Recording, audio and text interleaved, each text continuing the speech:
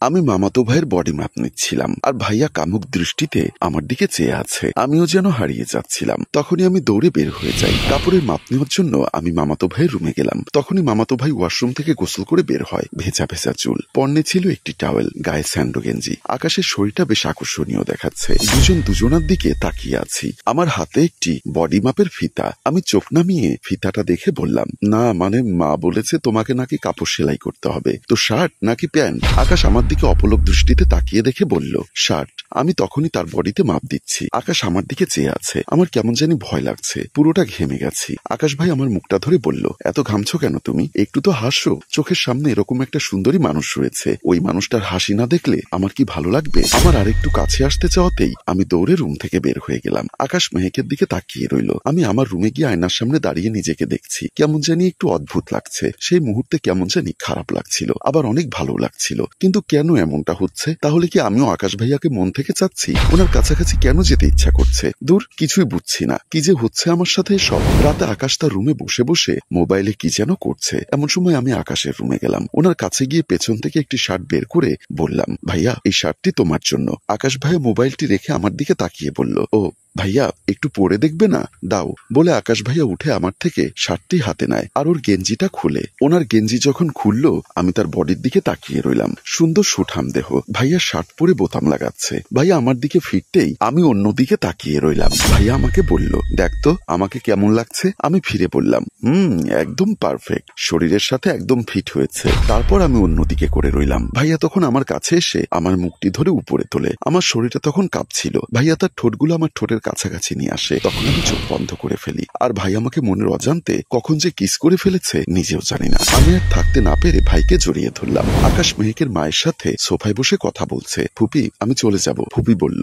এসেছিস যখন আর কয়েকটা দিন থাক। তো বাবা বিয়ে কখন করবি? বিয়ের কোনো প্ল্যান আছে? ফুপি দেখি কি করা যায়। বাবা মা আমাকে বিয়ের জন্য খুব প্রেসার দিচ্ছে। হ্যাঁ রে, তোর জন্য সব থেকে সুন্দরী মেয়েটা আনতে হবে। তখনই আমি তাদের পাশে গিয়ে বসলাম এবং বললাম, বিয়ে তো করবেই, স্পেশাল মানুষের জন্য স্পেশাল মেয়ে দরকার। একদম। ফুপি বলল, তো বাবা আকাশ তোমার কি কোনো পছন্দের মেয়ে আছে?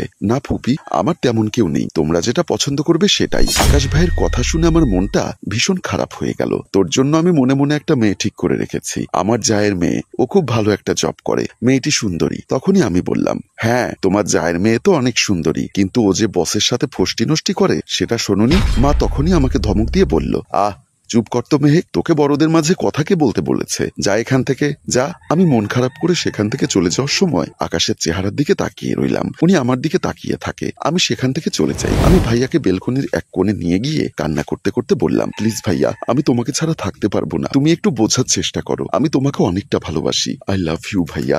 আকাশ ভাইয়া আমাকে বলল, তুমি বোঝার চেষ্টা করো, আমার বাবা তোমার মা এসব কখনো মেনে নেবে না। এখন আমার করার কি আছে তুমি বলো? আমরা কি বাবা মায়ের অবাধ্য হতে পারবো? আমি এসব কেয়ার করি না। তোমাকে না পেলে আমি বাঁচবো না, এই জীবন আমি রাখতে পারবো না। তুমি যদি এভাবে ভেঙে পড়ো, এভাবে কান্না করো, তাহলে সবাই জেনে যাবে। প্লিজ তুমি একটু শান্ত হও। আমি চোখ মুছে বললাম, শান্ত আমি তখন হব যখন তোমাকে না পেয়ে আমি পৃথিবীর মায়া ত্যাগ করব। এই বলে আমি সেখান থেকে কান্না করতে করতে চলে আসলাম। আকাশ কি করবে না করবে বুঝতে পারছে না। সেও মেহেকের পেছন পেছন চলে গেল। সবাই ডাইনিং টেবিলে ডিনার করে বসে আছি। মা, আকাশ ভাইয়া, আমার মামা ও আমার মামার ছোট ভাইয়ের ছেলে সাকিব ও আমি। তো বোন, তুই যে মেয়েটার কথা বলছিস, তারা কি আমাদের ছেলেকে মেনে নিবে? মা বলল, ও মা, মেনে নিবে না মানে? ওরা তো এরকম একটা ছেলে খুঁজছে।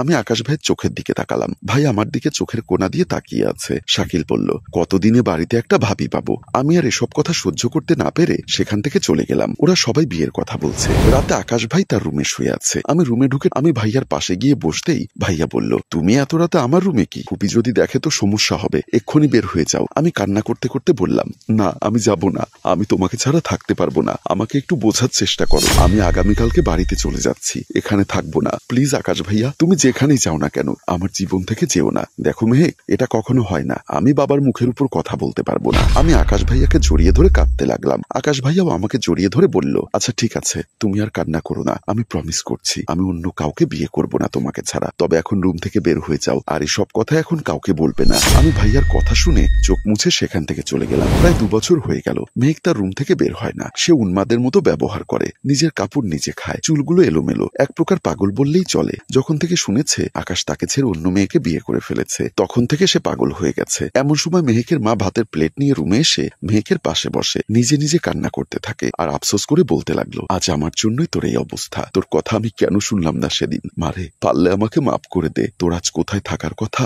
আর তুই কই? তোর জীবনটা তো এমন হওয়ার কথা ছিল না। মেহেক নিজের মতো নিজেকে খেলা করে যাচ্ছে, হাসছে। গল্পটা তো তোদের দুজনের হতে পারতো। আমি মা হিসেবে অনেক খারাপ রে। এই বলে মেয়েকে জড়িয়ে ধরে সে কান্না করতে থাকে। আর এখানে পাগলি মেয়ে আর মায়ের কান্না দেখে আমাদের গল্প শেষ হয়। সম্মানিত ভিউয়ার্স, গল্পটা তো আকাশ এবং মেহেকের হতে পারত। আমাদের মা বাবারা যদি বিয়ে করানোর আগে আমাদের চাহিদাগুলোকে জিজ্ঞাসা করত, আমাদের পছন্দকে জানতে চাইতো, তাহলে হয়তো ভালোবাসার কষ্টে মানুষ আর পাগল হতো না। তাই ছেলে মেয়েদের ইচ্ছাগুলোকে প্রাধান্য দিন। গল্পটির ভাবনায় ও পরিচালনায় হাশেম রাজু, চিত্রগ্রহণ শিহাব ও শাকিল, প্রযোজনায় মঞ্জুর মোর্শেদ মিউজিক প্লাস। গল্পটি ভালো লাগলে লাইক, কমেন্ট এবং শেয়ার করে সাথেই থাকুন। ধন্যবাদ।